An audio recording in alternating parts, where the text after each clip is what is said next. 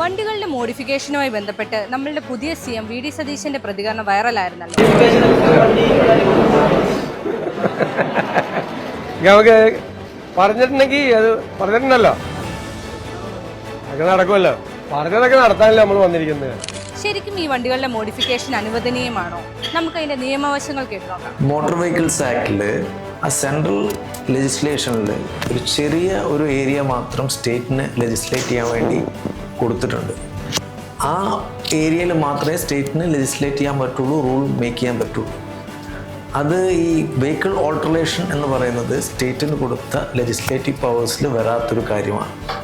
അതുകൊണ്ട് alteration possible ആവണമെങ്കിൽ, vehicle alteration possible ആവണമെങ്കിൽ അത് സെൻട്രൽ ഗവൺമെൻറ് തന്നെ വിചാരിക്കണം. അവർ തന്നെ ലെജിസ്ലേഷൻ ഇറക്കിയാലേ അത് ലീഗലി പ്രോപ്പറാവും. പിന്നെ സ്റ്റേറ്റിന് ചെയ്യാൻ പറ്റുക എന്താണെന്ന് വെച്ചാൽ ഇതിൻ്റെ ഇംപ്ലിമെൻറ്റേഷനിൽ ലിബറൽ ആകാൻ പറ്റും. ഒരു ലോ എൻഫോഴ്സ് ചെയ്യുന്നതിൽ ഒന്ന് ലിബറലായിട്ട് ചെയ്യണം എന്നുള്ള ഇൻസ്ട്രക്ഷൻ ഇവരെ അതോറിറ്റീസിന് കൊടുക്കാം. പോലീസിനായാലും ഈ മോട്ടോർ വെഹിക്കിൾ ഡിപ്പാർട്ട്മെൻറ്റ്സിലായാലും ഈ സെക്ഷൻ 52 മോട്ടോർ വെഹിക്കിൾസ് ആക്ടിൽ പറയുന്ന ഈ ഓൾട്ടറേഷനെതിരെയുള്ള റൂള് അത് എൻഫോഴ്സ് ചെയ്യുന്ന കാര്യത്തിൽ ഒന്ന് ലിബറൽ ആവണം എന്നുള്ള ഇൻസ്ട്രക്ഷൻ കൊടുക്കാൻ പറ്റും. സ്റ്റേറ്റ് ഗവൺമെൻറ് എനിക്ക് തോന്നുന്നത് വോട്ടിന് വേണ്ടി ഒന്ന് മോട്ടിവേറ്റ് ചെയ്യാൻ വേണ്ടിയിട്ട് ഒരു പ്രോമിസ് കൊടുത്തതായിരിക്കും.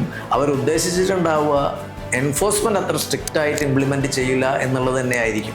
അതല്ലാതെ ലീഗലി പോസിബിൾ അല്ല എന്നുള്ള കാര്യം ആർക്കും മനസ്സിലാവുന്നതാണ്. ഇതുപോലെയുള്ള വാർത്തകൾക്കും ഇൻഫോർമേറ്റീവ് വീഡിയോസിനുമായി ബസ് ബി കേരള ഇപ്പോൾ തന്നെ ഫോളോ ചെയ്യും.